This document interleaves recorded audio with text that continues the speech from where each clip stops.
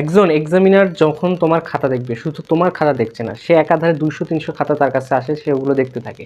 তো এরই মধ্যে তোমার খাতাকে স্ট্যান্ড আউট করতে হলে খাতাটাকে ইউনিক করতে হবে এবং খাতাটাকে হাতের লেখাটা সুন্দর করতে হবে। দুটো জিনিস যদি করতে পারো তাহলে সহজেই তুমি যে এক্সামিনার তার খাতা অ্যাটেনশন তুমি গ্র্যাব করতে পারবে, একটু ভালো নাম্বার পাওয়ার সম্ভাবনা। একটা পেজে জাস্ট ক আর খ দিবা, পরের পেজে গ দিবা, তারপরে পেজে ঘ দিবা। এরপরে মারাত্মক আমরা যে ভুলটা করে থাকি সেটা হচ্ছে, আর আমি যেটা করি, বানান ভুল হলেও আমি কাটি না, ওটা ঠিক করার দরকারই নাই। চিত্র দাগাইতেই হবে, চিত্র হচ্ছে একটা মাস। ভ্যালু টিচারের দৃষ্টিতে তোমার খাতা একটা অন্য লেভেলে চলে যাবে এবং এখানে থাকে। তো আজকে আমরা আলোচনা করবো যে পরীক্ষার খাতায় ঠিক কিভাবে লিখলে বা কি কি স্ট্র্যাটেজি ফলো করলে আসলেই বেশি নাম্বার পাওয়া সম্ভব। ইভেন আমার কথা যদি আমি বলি, আমি কিন্তু এসএসসিতে তোমার বায়োলজিতে 100, ফিজিক্সে 100 এবং কেমিস্ট্রিতে 98 পেয়েছিলাম। তো এই স্ট্র্যাটেজিগুলো এবং আল্লাহ তাআলার অশেষ রহমতে, প্রথমত আল্লাহ তাআলার অশেষ রহমতে এবং শুধুমাত্র এই স্ট্র্যাটেজিগুলো ফলো করার মাধ্যমে। ফার্স্ট অফ অল যদি আমরা দেখি যে হচ্ছে যে প্রথমে আমাদেরকে কি করতে হবে, অ্যাটেনশন গ্র্যাব করার জন্য, যে এক্সামিনার তার অ্যাটেনশন গ্র্যাব করার জন্য আমাদের একটা ইউনিক কাজ করবে। এটা আমি এই ট্রিকটা আমি খুবই ফলো করতাম এবং এটা আসলে কাজেও দিয়েছে। সো এই ট্রিকটা কি, দেখো ম্যাক্সিমাম ছেলেপেলে কি করে, তারা হচ্ছে মার্জিন টানার ক্ষেত্রে একটা ভুল করে। ভুল না আসলে, এটা তারা হচ্ছে কি করে, তারা হচ্ছে যে তোমার হচ্ছে মার্জিনটা এই সিঙ্গেল ডটের মার্জিন টানে, কিন্তু তুমি যদি এখানে ডাবল ডটের মার্জিন টানো, তোমার খাতাটা কিন্তু প্রথমে একটু ইউনিকনেস পাইলো। তুমি একটু লক্ষ্য করে দেখবা, ডাবল ডটেড মার্জিনগুলো কিন্তু দেখতেও অনেক সুন্দর লাগে এবং এগুলো কিন্তু অ্যাটেনশন গ্র্যাব করে। তো তুমি এখানে কি করবা, ডবল ডটেড মার্জিন দিবা তোমার পরীক্ষার খাতায় এবং এইখানে অবশ্যই হচ্ছে তুমি পেন্সিল ইউজ করবা। এখন কোন পেন্সিল ইউজ করবা, এটা হচ্ছে যে 4B অথবা 6B পুরো ডার্ক পেন্সিল। এটা হচ্ছে যে 4B 6B হলে সবচেয়ে বেস্ট হয় আর কি। 6B হলে সবচেয়ে বেস্ট হয়, কারণ এই পেন্সিলে আরও কাজ আছে, আমি তোমাকে আস্তে আস্তে বলবো।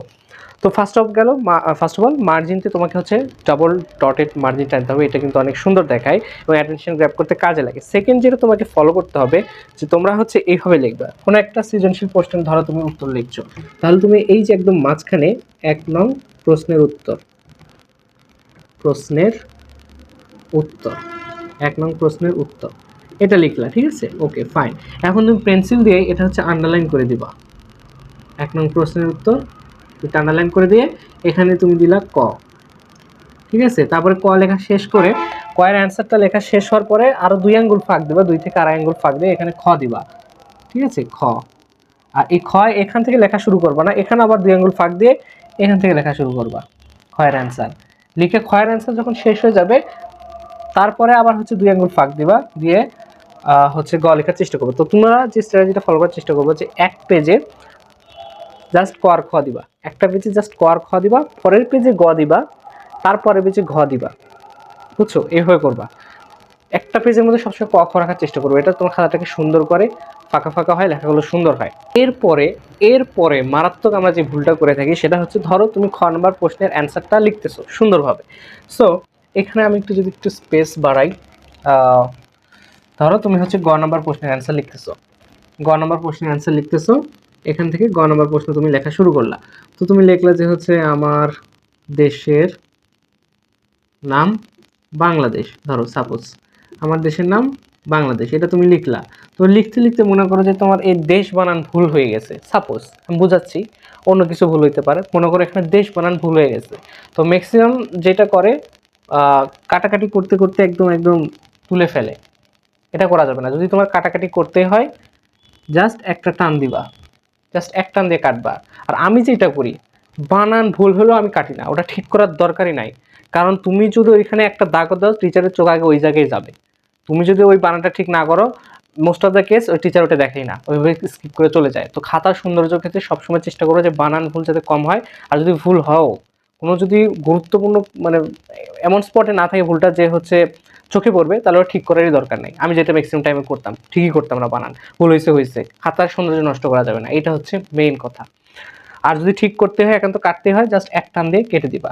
সো এটা গেল বানান ভুলের ক্ষেত্রে। দেন আরেকটা বিষয় যেটা হচ্ছে পরীক্ষাতে ভালো নাম্বার পেতে সহায়তা করে, সেটা হচ্ছে সায়েন্সের যে সাবজেক্টই হোক, বায়োলজি হোক, কেমিস্ট্রি হোক, ফিজিক্স হোক, যে সাবজেক্টই হোক, তোমাকে চিত্র দাগাইতেই হবে। চিত্র হচ্ছে একটা মাস্ট। ইভেন আমি যদি আমার কথা বলি, আমি ইভেন বায়োলজিতে খতেও কিছু কিছু প্রশ্ন ছিল, খতেও আমি চিত্র দিয়ে আসছি। ফিজিক্সে আমি হচ্ছে যে চিত্র দিয়ে আসছি। কেমিস্ট্রিতে আমি চিত্র দাগায় আসছি।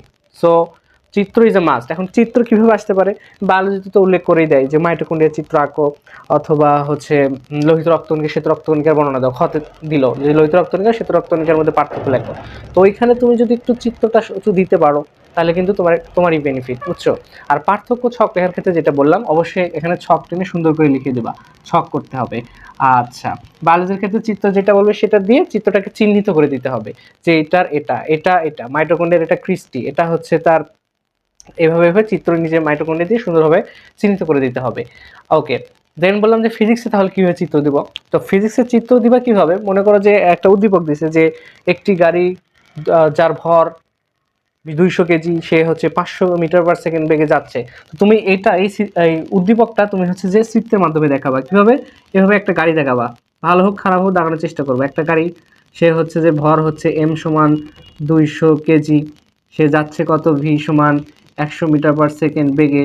তারপরে এইখানে আরেকটা গাড়ি দেখাবা তুমি, যে ধাক্কা খাইলো তারা, তো পরস্পরের পরে মিলিত হয়ে সম্মিলিত হয়ে কত যাবে। এই চিত্র তুমি দাগাও, চিত্র খাতায় তুমি দাগাও, বেশিক্ষণ লাগে না ভাই, 1 থেকে 1.5 মিনিট লাগবে জাস্ট তোমার। তো এটা কোনো বড় ফ্যাক্ট না, বাট এটা তুমি দাগানোর পরে তোমার খাতার যে একটা ভ্যালু, টিচারের দৃষ্টিতে তোমার খাতা একটা অন্য লেভেলে চলে যাবে, এবং এটা নাম্বার বেশি পেতে অনেক অনেক হেল্প করে। সো এটা তোমার মাথায় রাখবে। আর কেমিস্ট্রির ক্ষেত্রে কীভাবে চিত্র দাগাবো, আচ্ছা সো দেখো, তো কেমিস্ট্রিতে বিভিন্ন যে ইকুয়েশনগুলো আছে, এই ইকুয়েশনগুলো তুমি দিতে পারো। হ্যাঁ, ইকুয়েশনগুলো তুমি ডাইরেক্ট লিখে দিবা, ইকুয়েশন যত দেখাইতে পারবা তত নাম্বার পাবা।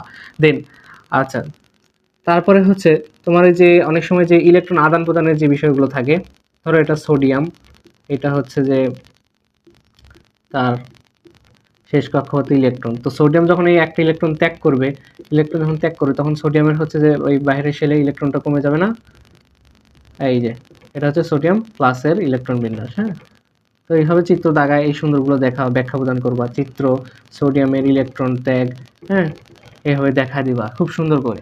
হ্যাঁ, এই বিষয়গুলো দিবা। তারপরে যেখানে রিয়াকশন আছে, রিয়াকশনগুলো দেখাই দিবা সুন্দর করে। এগুলো কিন্তু নাম্বার পেতে অনেক অনেক হেল্প করে, মাথায় রাখবে, এটা মাস্ট। দেন এটা গেল। আর হচ্ছে ক্যালকুলেশনের ক্ষেত্রে, বিশেষ করে ফিজিক্সে 100-100 পাওয়া সম্ভব। ইভেন আমিও আমার এসএসসি লাইফে ফিজিক্সে 100-100 পাইছিলাম। তো এটা সম্ভব। অ্যান্ড এটা করার জন্য তোমাকে হচ্ছে যে ডাটাগুলো দেওয়া থাকবে সুন্দর করে এক সাইডে লিখে দেবা, দেওয়া আছে বাম পাশে লিখবা, তো দেওয়া আছে এটা সমান এত, এটা সমান এত, ডাটাগুলো লিখে নিট অ্যান্ড ক্লিন রাখার চেষ্টা করবা, ঠিক আছে। তোমার অ্যান্সার মিললেই, ফিজিক্সের অ্যান্সার মিললে 100-100 বার কোনো ব্যাপারই না। আর এগুলো তো পাওয়া সম্ভব যদি তুমি কেমিস্ট্রিতে রিয়াকশান চিত্র দিতে পারো, বায়োলজিতে সুন্দর মতো চিত্র দিতে পারো। চিত্র ইজ এ মাস্ট, এটার কোনো মানে বিকল্প নাই, বুঝছো।